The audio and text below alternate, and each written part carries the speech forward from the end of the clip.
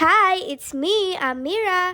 Friday nga ngayon at wala kaming pasok. Tapos dadaan pang Sabado at Linggo. Kaya mahaba-haba yung oras at araw ko ngayon. Kahit ganoon pa man, halos naubos rin yung oras at araw ko sa pag-aasikaso sa mga alaga ko. Sa nagdaang araw, naubusan nga rin pala ako ng cat litter. Kaya buti na lang talaga may kusot pa ako. Yes, kusot. Madalang ko nga lang itong ginagamit dahil makalat nga pag kusot yung ginagamit ko sa kanila. Ngayon nga, inilutuan ko nga sila ng chicken breast. Nilaga ko nga lang siya sa tubig na may konting asin. Tapos, hinaluan ko rin ng kanin kasi feeling ko nga kahit anong kain nila ng dry food, di pa rin sila nabubusog. Dahil dumating na nga yung order kong cat litter na para sa kanila, itinapon ko na nga itong kusot na ilang araw na rin nilang nagamit. Okay pa naman, kaso ayaw ko nga kasi ng kusot dahil makalat at nahahalo sa pagkain nila. Ganito nga pala ako mag-dispose ng dumi nila. Nilalagay ko muna siya sa plastic, tinatali ng maayos. Tsaka ko naman ito tinatapon sa basurahan para naman malinis at safe para sa lahat. Noong isang araw pa nga ito dumating, pero dahil naging busy nga ako sa school at nag-exam nga kami ng 3rd grade, kaya ngayon ko nga lang ito naasikaso. Sa Orange app ko nga lang din ito chinek out. At kung gusto nyo nga rin ito, ilalagay ko rin yung link sa comment section.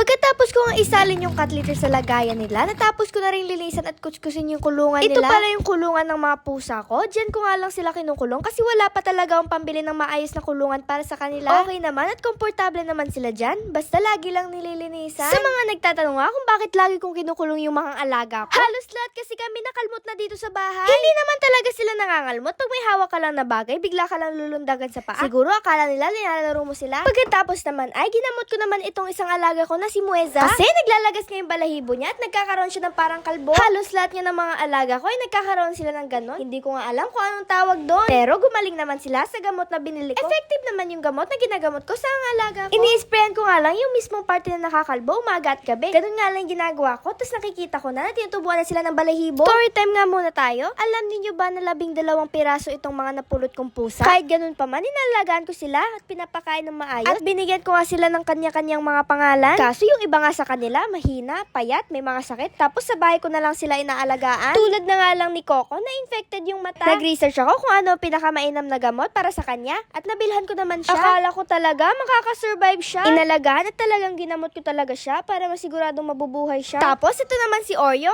yung huling pusa na napulot namin. Infected nga din yung mata niya nung napulot namin siya. At dahil may gamot na nga, kaya naman ginamot at inaalagaan ko na siya. Tapos habang nakaupo ako at gumagawa ng mga made to order na fuzzy wire bouquet, dumating naman itong order ko sa Shopee. Medyo sunod-sunod yung mga order sa akin, kaya naman nakakabili ako ng mga masasarap na pagkain para sa kanila. May nakapagsabi rin sa akin na hindi raw maganda kung palaging dry food ang kinakain nila. Kaya naman bumili ako ng ibang pagkain para maiba naman ang lasa at mas masarap para sa kanila. Ito nga pala yung pinagkakabalan ko sa ngayon. Itong paggawa ng fuzzy wire bouquet made to order. Meron rin akong 3 for 100 at yung mga naka-display naman sa taas ay 60 pesos bawat isa. Yung mga nakasabit naman dyan ay halos naka-reserve na. Mura nga lang ito at swak na swak pang regalo lalo na ngayong Valentine's Day. Ito muna nga yung inaasikaso ko ngayon habang gumagawa rin ako ng mga ibang orders.